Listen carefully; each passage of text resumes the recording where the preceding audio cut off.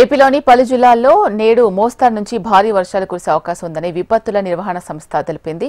దక్షిణ కోస్తాంధ్ర నుంచి ఉత్తర శ్రీలంక వరకు తమిళనాడు తీరం మీదుగా ద్రోణి కొనసాగుతున్నట్లు విపత్తుల నిర్వహణ సంస్థ మేనేజింగ్ డైరెక్టర్ ప్రఖర్ జైన్ తెలిపారు. పశ్చిమ మధ్య బంగాళాఖాతంలో అల్పపీడనం ఏర్పడేందుకు అవకాశం ఉంది అన్నారు. దీని ప్రభావంతో రాష్ట్రంలో అక్కడక్కడ పిడుగులతో కూడిన మోస్తరు నుంచి భారీ వర్షాలు కురిసే అవకాశం ఉందని తెలిపారు. ప్రకాశం, నెల్లూరు, కర్నూలు, నంద్యాల, చిత్తూరు, తిరుపతి జిల్లాల్లో కొన్ని చోట్ల పిడుగులతో కూడిన మోస్తరు భారీ వర్షాలు కురిసే అవకాశం ఉందని చెప్పారు. మిగతా జిల్లాల్లో తేలికపాటి నుంచి మోస్తరు వర్షాలు కురిసే అవకాశం ఉంది అన్నారు.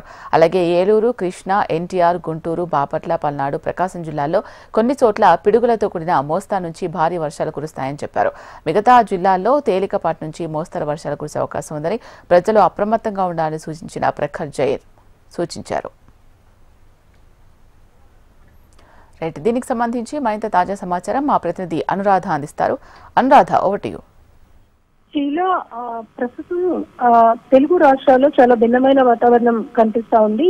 వాతావరణ శాఖకు కూడా అంచనాలకు అందనంత స్థాయిలో వాతావరణ పరిస్థితులు నెలకొని ఉంటున్నాయి. అటు తెలంగాణలో వర్షాల తీవ్రత ఎక్కువగా ఉంటే ఇటు ఏపీలో ఎండల తీవ్రత ఎక్కువగా కొనసాగుతూ ఉంది. అయితే ప్రస్తుతం బంగాళాఖాతంలో ఒక ఉపరితల ఆవర్తనం అటు రాయలసీమ జిల్లాల నుంచి ఇటు మిగతా జిల్లాల్లో ఎన్టీఆర్ జిల్లాల వరకు కూడా ఉపరితల ఆవర్తనం అయితే కొనసాగుతుంది. అలాగే మరొక ద్రోణి కూడా ప్రస్తుతం కేంద్రీకృతమైంది. ఇది ఈ నెల 13వ తేదీ నాటికి బంగాళాఖాతంలో ఒక అల్పపీడనం ఏర్పడే అవకాశం ఉందని వాతావరణ శాఖ అంచనాలు వేస్తుంది. అయితే ప్రస్తుతం రాష్ట్రంలో ఏపీలో చూసుకుంటే చాలా భిన్నమైన వాతావరణ పరిస్థితులు ఉన్నాయి. చాలా ప్రాంతాల్లో నిన్న దాదాపుగా 36 డిగ్రీల నుంచి 40 డిగ్రీల వరకు ఉష్ణోగ్రతలు కూడా నమోదయ్యాయి. గన్నవరం, బాపట్ల, ఒంగోలు, కావలి, నెల్లూరు ఈ ప్రాంతాల్లో గరిష్ట ఉష్ణోగ్రతలు నమోదు కాక మిగిలిన ప్రాంతాల్లో వైఎస్ఆర్, కడప, కాకినాడ, ఎన్టీఆర్, చిత్తూరు, కోనసీమ, కర్నూలు, విజయనగరం వరకు కూడా ఒక మోస్తరు వర్షాలు కురిశాయి. అలాగే ఉదయం పూట పగటి ఉష్ణోగ్రతలు కూడా భారీగానే నమోదయ్యాయి.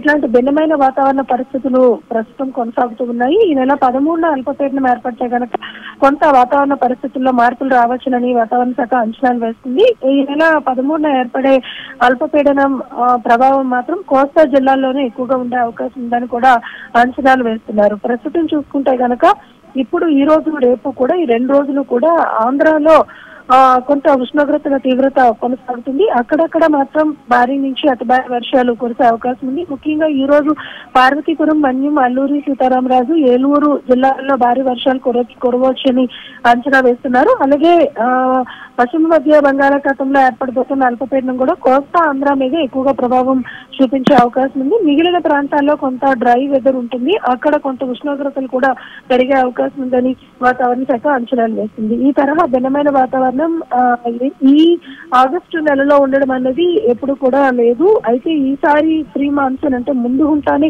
మాన్సూన్ రావడం వల్ల కొంత పసిఫిక్ మహాసముద్రంలో ఏర్పడిన వాతావరణ ప్రతికూలతల వల్ల కూడా ఈ రకమైన వాతావరణ పరిస్థితులు ఉన్నాయనేది వాతావరణ శాఖ అంచనాలు వేస్తుంది. అయితే ఏది ఏమైనా ఈ 2 రోజులు కొన్ని చోట్ల వర్షాలు, కొన్ని చోట్ల ఉష్ణోగ్రతలు పెరిగే అవకాశం ఉంది.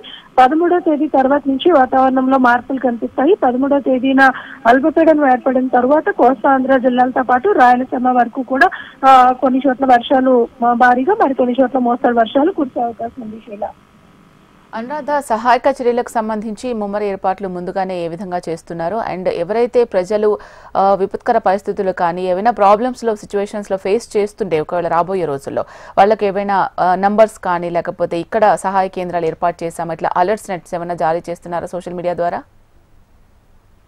ప్రస్తుతం ఏపీలో అయితే అంత భారీ వర్షాలు ఏమీ లేవు.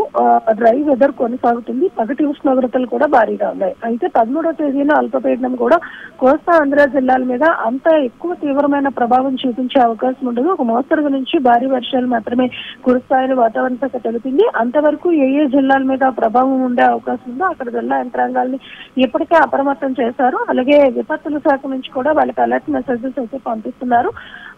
అధికారులు అయితే అందుబాటులో ఉండాలి అన్న సూచన ఎప్పుడు కొనసాగుతూనే ఉంది. ప్రస్తుతం 13వ తేదీన అల్పపీడనం ఏర్పడిన తరువాత వాతావరణ పరిస్థితులను బట్టి అప్పుడు ఉన్న వాతావరణ ప్రభావాన్ని బట్టి ఆ మెసేజ్లు అయితే ఇచ్చే అవకాశం ఉంది. ప్రస్తుతానికైతే మాత్రం కోస్తా తీరంలో దీని ప్రభావం ఉండే అవకాశం ఉంటుంది కాబట్టి అక్కడ జిల్లా యంత్రాంగాన్ని మాత్రం అప్రమత్తం చేశారు. మిగిలిన అన్ని చోట్ల డ్రై వెదర్ నే ప్రస్తుతం ఇప్పటిదాకా కొనసాగుతుంది. 13వ తేదీన బంగాళాఖాతంలో ఏర్పడే అల్పపీడనం తరువాత వచ్చే వాతావరణ పరిస్థితులను బట్టి అంచనాలు వేస్తూ అప్పటికప్పుడు అలర్ట్ మెసేజ్లు ఇచ్చే అవకాశం అయితే ఉంటుంది. Right, thank you Anuradha.